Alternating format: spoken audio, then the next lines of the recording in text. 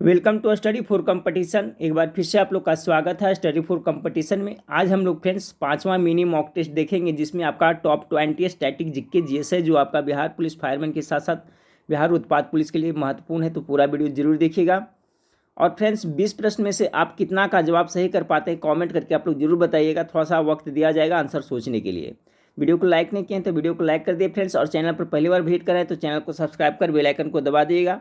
Description में आपका मेरा टेलीग्राम चैनल का लिंक दिया हुआ है, उसे जरूर ज्वाइन करके रखिएगा, क्योंकि आगे चल के फ्रेंड्स उसमें भी जो भी स्टडी मटेरियल और कुछ भी रहेगा फ्रेंड्स उसी में प्रोवाइड कराया जाएगा। तो चलिए वीडियो को शुरू करते हैं।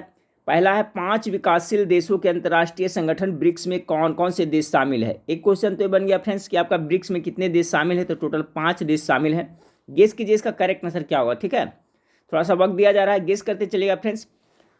तो देखिए पहला का जो करेक्ट आंसर होगा ब्राजील, रूस, भारत, चीन और दक्षिण अफ्रीका, यानी ऑप्शन नंबर ए इसका करेक्ट आंसर हो जाएगा। यही 5 देश है जो ब्रिक्स में शामिल है। दूसरा नंबर सवाल आपका सुमेलित करना है।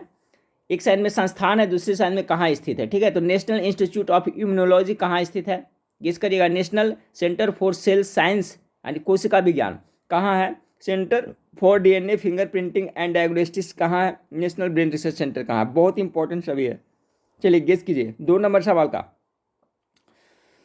तो चलिए गेस कर ले होंगे फ्रेंड्स। तो देखिए नेशनल इंस्टीट्यूट ऑफ इम्यूनोलॉजी जो आपका नई दिल्ली में पड़ता है, ए का 4 हो जाएगा। ठीक है, यानी करेक्ट आंसर आपका ऑप्शन नंबर बी होगा, ए का 4 हो जाएगा। ठीक है, national centre for sale science आपका है जो कोशिका विज्ञान वाला, इसको कह सकते हैं राष्ट्रीय कोशिका विज्ञान केंद्र हिंदी में। ठीक है, राष्ट्रीय कोशिका विज्ञान केंद्र या तो national centre for sale science, ये आपका पुणे में अवस्थित है, यानी बी का 1 हो गया। नेशनल ब्रेन रिसर्च सेंटर कहाँ स्थित है, तो नेशनल ब्रेन रिसर्च सेंटर जो आपका है जो गुड़गांव में स्थित है फ्रेंड, डी का हो जाएगा दूसरा। बच गया सेंटर और आपका फिंगरप्रिंटिंग वाला, तो आपका हैदराबाद में हो जाएगा। ठीक है, तो करेक्ट आंसर ऑप्शन नंबर इसका बी हो जाएगा। सभी याद रखिएगा फ्रेंड्स, एक बार पुनः रिपीट कर देता हूँ नीचे से। नेशनल ब्रेन रिसर्च सेंटर जो आपका कहाँ पड़ता है, तो डी का यानी 2 हो गया गुड़गांव में। ये आपका फिंगरप्रिंटिंग वाला है जो आपका हैदराबाद हो गया फ्रेंड्स। और national centre for sale science कहाँ पड़ता है, तो ये आपका पुणे में पड़ता है। बाकी नेशनल इंस्टीट्यूट ऑफ इम्यूनोलॉजी कहाँ पड़ता है, तो नई दिल्ली में पड़ता है। Option number B correct answer. 3 नंबर सवाल देखिए फ्रेंड्स, 3 नंबर सवाल है बंधुआ मजदूरी कब लागू की गई। 3 का गेस कीजिए, करेक्ट आंसर क्या होगा। तो देखिए बंधुआ मजदूरी लागू की गई फ्रेंड्स आपका कब की गई, तो ऑप्शन नंबर सी 1776 ईस्वी इसका करेक्ट आंसर हो जाएगा। ठीक है, बंधुआ मजदूरी समापन अधिनियम आपका 1976 में लागू की, 1976 में लागू की गई, तो ऑप्शन नंबर सी इसका करेक्ट आंसर हो जाएगा। चौथा नंबर सवाल को देखें। चौथा नंबर सवाल आपका है भारतीय वायुसेना में निम्न में से कौन सी कमान नहीं है। देखिए वायुसेना में कौन सी कमान नहीं है, गेस कीजिए इसका करेक्ट आंसर क्या होगा। तो देखिए फ्रेंड्स आपका भारतीय वायुसेना में जो आपका है पश्चिमी वायु कमान तो है, दक्षिणी पश्चिमी वायु कमान ये भी है, मध्य वायु कमान ये भी है, उत्तरी वायु कमान नहीं है। 4 का करेक्ट आंसर ऑप्शन नंबर आपका ए हो जाएगा। भारतीय वायुसेना में उत्तरी वायु कमान नहीं है, बाकी मध्य वायु और पश्चिमी और दक्षिणी पश्चिमी वायु कमान है। 4 का करेक्ट आंसर ये हो गया। 5वां नंबर सवाल का आंसर करिएगा गेस। यूरोपीय सेंटर फॉर न्यूक्लियर रिसर्च की प्रयोगशाला कहाँ है। यूरोपीय सेंटर फॉर न्यूक्लियर रिसर्च की प्रयोगशाला कहाँ है। 5 का करेक्ट आंसर गेस कीजिए। तो देखिए फ्रेंड्स ये 5 का जो करेक्ट आंसर हो जाएगा आपका, ये स्विट्जरलैंड जिनेवा में पड़ता है। ऑप्शन नंबर ए इसका करेक्ट आंसर हो जाएगा। 6ठा नंबर सवाल देखिए, अर्जुन पुरस्कार पाने वाले प्रथम भारतीय महिला थी। अर्जुन पुरस्कार पाने वाली प्रथम भारतीय महिला अगर देखा जाए फ्रेंड्स, तो आपका कौन हो जाएंगे, ऑप्शन नंबर इसका बी करेक्ट आंसर हो जाएगा। ठीक है, एम्स लम्सडेन थी, एम्स लम्सडेन इसका करेक्ट आंसर हो जाएगा। ठीक है फ्रेंड्स, उनको सर्वप्रथम 1961 ईस्वी में अर्जुन पुरस्कार दिया गया था। ध्यान रखिएगा 1961 ईस्वी से ही आपका अर्जुन पुरस्कार शुरुआत किया गया है। अर्जुन पुरस्कार के विजेता को पुरस्कार राशि के रूप में अभी फिलहाल 15 लाख रुपया दिया जाता है फ्रेंड्स, ये भी याद रखिएगा।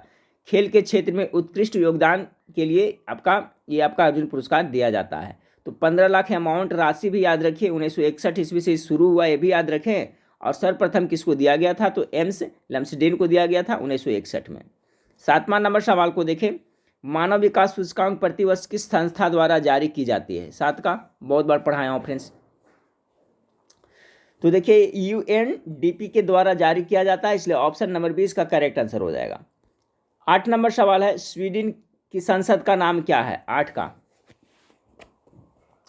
तो स्वीडन के संसद का जो है फ्रेंड्स आपका क्या नाम है? तो इसका हो जाएगा आपका रिक्सडॉग। रिक्सडॉग है जो स्वीडन का संसद का नाम है, याद रखिएगा। रिक्सडॉग है जो किसका? तो स्वीडन का संसद का नाम है। मजलिस है जो ईरान की संसद का नाम क्या है फ्रेंड्स? मजलिस, याद रखिएगा। रूस की संसद का नाम क्या है? तो ड्यूमा है, याद रखिएगा, ठीक है। और बच गया फ्रेंड्स आपका कोर्टेस। तो कोर्टेस है जो स्पेन के संसद का नाम कोर्टेस है। तो सभी को याद रखें, चारों पुनः एक बार मैं रिपीट करता हूं। स्वीडन के संसद का नाम रिक्सडॉग हो गया, ईरान के संसद का नाम मजलिस हो गया, रूस के संसद का नाम ड्यूमा हो गया, स्पेन के संसद का नाम कोर्टेस हो गया। तो चारों आप लोग याद रखिएगा। 9 नंबर सवाल आपका है, निम्नलिखित में से किसके बारे में विश्व का सबसे सस्ता टेबलेट पीसी होने का दावा किया गया है? निम्नलिखित में से किसके बारे में विश्व का सबसे सस्ता टेबलेट पीसी होने का दावा किया गया है? 9 नंबर सवाल का correct answer option number A आकाश हो जाएगा, ठीक है। आकाश के बारे में विश्व का सबसे सस्ता टैबलेट पीसी होने का दावा किया गया है, ठीक है फ्रेंड्स। सबसे सस्ता टैबलेट पीसी कंप्यूटर संबंधित है फ्रेंड्स, उसका नाम है आकाश, तो याद रखिएगा। ये जो आपका है, इस टैबलेट को जो बनाया गया था फ्रेंड्स, किसके लिए बनाया गया था? तो ये आपका छात्रों के लिए बनाया गया था, तो इसका करेक्ट आंसर आकाश हो जाएगा। टैबलेट पीसी सबसे सस्ता आकाश।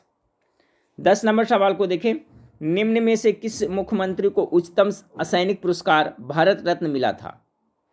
निम्न में से किस मुख्यमंत्री को उच्चतम असैनिक पुरस्कार भारत रत्न मिला था? 10 का correct answer option number B हो जाएगा फ्रेंड्स। तमिलनाडु के स्वर्गीय एमजी रामचंद्रन को भारत रत्न का पुरस्कार दिया गया था। तो 10 का जो आपका करेक्ट आंसर हो जाएगा फ्रेंड्स ऑप्शन नंबर आपका बी हो जाएगा। 11 नंबर सवाल देखें। 11 नंबर सवाल आपका है, भारत में प्रथम स्टॉक एक्सचेंज किस वर्ष में स्थापित हुआ था? भारत में प्रथम स्टॉक एक्सचेंज की स्थापना के बारे में पूछा जा रहा है। तो 11 का जो करेक्ट आंसर हो जाएगा फ्रेंड्स ऑप्शन नंबर बी 1875 ईस्वी में स्थापित हुआ था। 1875 में स्थापित देश का सबसे पुराना stock exchange Bombay stock exchange है, याद रखिएगा। अगर पूछा जाए आपसे कि बम्बई स्टॉक एक्सचेंज की स्थापना कब हुआ था, तो वही 1875 ईस्वी में, ये भी आप लोग जरूर याद रखिएगा। 12 नंबर सवाल को देखें, यूनेस्को द्वारा निम्नलिखित में से किस क्षेत्र में योगदान के लिए कलिंग पुरस्कार दिया जाता है? ठीक है, यूनेस्को जिसका मुख्यालय कहाँ है फ्रेंड्स? तो आपका फ्रांस पेरिस में यूनेस्को का मुख्यालय है, और आपका यूनिसेफ का है जो न्यूयॉर्क में है। दोनों का मुख्यालय भी आप लोग याद रखिएगा। तो यूनेस्को के द्वारा है जो आपका कलिंग पुरस्कार है, जो किसके लिए दिया जाता है? तो विज्ञान साइंस के क्षेत्र में, साइंस विज्ञान के क्षेत्र में दिया जाता है। ऑप्शन नंबर डी इसका करेक्ट आंसर हो जाएगा। अगर कलिंग पुरस्कार की शुरुआत के बारे में बात की जाए फ्रेंड्स, तो सभी लोग याद रखिए 1952 ईस्वी में इस पुरस्कार की शुरुआत हुई थी, ठीक है। और देखिए, इस पुरस्कार को प्रारंभ करने का श्रेय कलिंग फाउंडेशन के संस्थापक बीजू पटनायक, ठीक है। कलिंग पुरस्कार को किसने शुरू किया था? तो इसके कलिंग फाउंडेशन के संस्थापक का नाम था क्या फ्रेंड्स? बीजू, याद रखिएगा, ये आपका बीजू पटनायक, ठीक है। बीजू पटनायक को जाता है। कलिंग पुरस्कार को शुरुआत करने का श्रेय बीजू पटनायक का जाता है, जो कलिंग फाउंडेशन के संस्थापक थे। और इसकी स्थापना देखिए यहाँ पर तो भी दिया हुआ है फ्रेंड्स, आपका क्षेत्र में योगदान के लिए कलिंग पुरस्कार दिया तो 1952 में शुरू हुआ था। देखिए यहाँ पर लिख दिया है, ठीक है। 1952 में पुरस्कार आपका शुरू हुआ था। बीजू पटनायक भी याद रखिएगा। 13 नंबर सवाल आपका फ्रेंड्स, क्रिकेट के पिच की लंबाई क्या होती है? चलिए, मीटर में क्रिकेट की पिच की लंबाई कितनी होती है? तो कितना होता है? 20.12 मीटर होता है, यानी ऑप्शन नंबर बी 13 का करेक्ट आंसर हो जाएगा। आप लोग गेस करते चलेगा। भारतीय रिजर्व बैंक का राष्ट्रीयकरण कब हुआ? आरबीआई का राष्ट्रीयकरण के बारे में आपको पूछा जा रहा है 14 नंबर सवाल का। तो आरबीआई का राष्ट्रीयकरण हुआ था आपका 1900 कितना फ्रेंड्स? 1949 इसका करेक्ट आंसर हो जाएगा, हुआ था, ठीक है। आरबीआई की स्थापना के बाद किया जाए फ्रेंड्स, तो आपका 1 अप्रैल 1935 ईस्वी में स्थापना हुआ था। 1 अप्रैल, डेट याद रखिएगा, 1 अप्रैल 1935 ईस्वी में आरबीआई की स्थापना हुआ था। और इसका राष्ट्रीयकरण कब हुआ था? तो 1949 ईस्वी में हुआ था, ठीक है फ्रेंड्स, याद रखिएगा। एक क्वेश्चन और पूछा जाता है फ्रेंड्स कि 14 महत्वपूर्ण बैंकों का एक साथ में राष्ट्रीयकरण कब हुआ था? तो वो डेट है आपका कितना? 19 जुलाई 1969 ईस्वी में आपका इंदिरा गांधी के शासनकाल में 14 बैंकों का राष्ट्रीयकरण हुआ था। ये भी याद रखिएगा, ये पूछा जाता है, ठीक है। तो इसमें हम लोग क्या क्या देखें? भारतीय रिजर्व बैंक का राष्ट्रीयकरण कब हुआ था? तो 1949 में। इसकी स्थापना कब हुआ था? तो 1 अप्रैल 1935 ईस्वी में। और 14 बैंकों का राष्ट्रीयकरण 19 जुलाई 1969 में हुआ था। 15 नंबर सवाल, राष्ट्रीय फिल्म पुरस्कार किसके द्वारा प्रदान किया जाता है? 15 नंबर सवाल का राष्ट्रीय फिल्म पुरस्कार किसके द्वारा प्रदान किया जाता है? तो 15 का जो आपका करेक्ट आंसर हो जाएगा फ्रेंड्स ऑप्शन नंबर डी, सूचना एवं प्रसारण मंत्रालय के द्वारा ये प्रदान किया जाता है। 16 नंबर सवाल को देखिए। 16 नंबर सवाल आपका है PSLV से क्या अभिप्राय है? ठीक है, तो क्या होता है फ्रेंड्स इसका फुल फॉर्म? ये देखिए रेलवे ग्रुप डी में भी एग्जाम में बहुत बार क्वेश्चन रिपीट हो गया था फ्रेंड्स। ठीक है, मैं भी रेलवे ग्रुप डी का एग्जाम दिया था, पटना वाला फ्रेंड्स, उसमें हुआ था मेरा रिजल्ट, लेकिन उसको ज्वाइन ना करके मैं टीचर ज्वाइन किया, तो इसमें क्वेश्चन आया था PSLV का। तो इसका फुल फॉर्म क्या होता है 16 का? तो 16 का जो करेक्ट आंसर हो जाएगा फ्रेंड्स आपका ऑप्शन नंबर सी हो जाएगा, पोलर सैटेलाइट लॉन्च व्हीकल। ठीक है, पोलर सैटेलाइट लॉन्च व्हीकल इसका करेक्ट आंसर हो जाएगा। 16 का करेक्ट आंसर सी हो जाएगा। 17 नंबर सवाल को देखिए।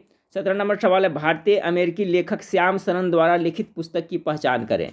श्याम सरन देखिए फेमस लेखक है, इनका नाम सुने होंगे।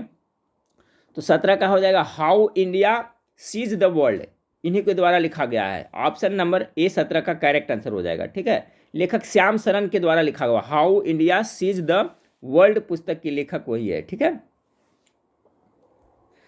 18 नंबर सवाल, सिग्मो क्या है? चलिए गेस कीजिए सिग्मो क्या है 18 नंबर सवाल का।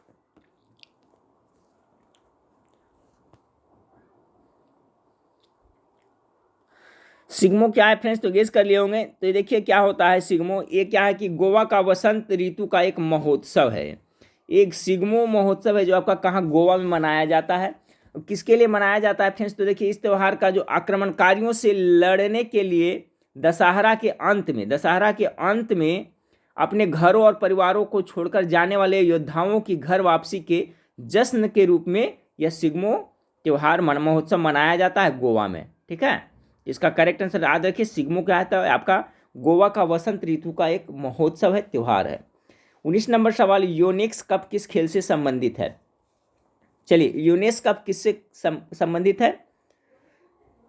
तो देखिए यूनेक्स कप है जो फ्रेंड्स आपका बैडमिंटन से संबंधित है। 19 का करेक्ट आंसर ये हो जाएगा। ठीक है, यूनेक्स कप बैडमिंटन खेल से संबंधित है। ऑप्शन नंबर ए इसका करेक्ट आंसर हो जाएगा। ठीक है फ्रेंड्स, अगला सवाल को देखते हैं। देखिए बैडमिंटन से एक और पूछा जाता है फ्रेंड्स, जैसे थॉमस कप हो गया, उबेर कप हो गया, ये सभी है जो आपका बैडमिंटन से संबंधित है। ये यूनेक्स कप बैडमिंटन से संबंधित याद रखें। थॉमस कप और उबेर कप का भी संबंध इसी से है आपका, तो ये भी याद रखेगा। आज का लास्ट सवाल आपका फ्रेंड्स, उपग्रहों की IRS श्रृंखला का प्रक्षेपण खालिस्तान के लिए किया गया था। किसके लिए? IRS श्रृंखला का प्रक्षेपण किसके लिए किया गया था? तो इसका करेक्ट आंसर होगा फ्रेंड्स सुदूर संवेदन के लिए किया गया था। ठीक है, ऑप्शन नंबर सी इसका करेक्ट आंसर हो जाएगा। उपग्रह की IRS श्रृंखला का प्रक्षेपण सुदूर संवेदन के लिए किया गया था। ऑप्शन नंबर सी इसका करेक्ट आंसर आपका हो जाएगा। ये देखिए फ्रेंड्स IRS का अगर फुल फॉर्म पूछा जाए तो इंडियन रिमोट सेंसिंग होता है। ठीक है, इंडियन रिमोट सेंसिंग होता है। और इसका जो प्रक्षेपण किया गया था आपका सुदूर संवेदन के लिए, तो 2008 में इसको स्थापित किया गया था। फ्रेंड्स ये जो आपका था IRS का जो मतलब कि स्थापना हुआ था, एक तरह से स्थापित कब किया गया था? तो 2008 में किया गया था। और इसका सफल परीक्षण जो किया गया था मुख्य रूप से सुदूर संवेदन के लिए। रिमोट सेंसिंग इसका फुल फॉर्म अभी मैंने बताया फ्रेंड्स। इसका फुल फॉर्म देखा जाए तो आई से इंडियन हो जाता है और रिमोट सेंसिंग होता है, तो इंडियन रिमोट सेंसिंग IR इसका फुल फॉर्म होता है। ठीक है फ्रेंड्स, तो 20 स्टैटिक जीके था, मिनी मॉक टेस्ट था फ्रेंड्स। इसी तरह से इस चैनल पे आपको प्रत्येक दिन में थोड़ा डिटेल में बताता रहूँगा। देखते रहे प्रत्येक दिन वीडियो फ्रेंड्स, कुछ ना कुछ सीखने को ही मिलेगा। चलिए तो नेक्स्ट वीडियो में फिर मिलते हैं।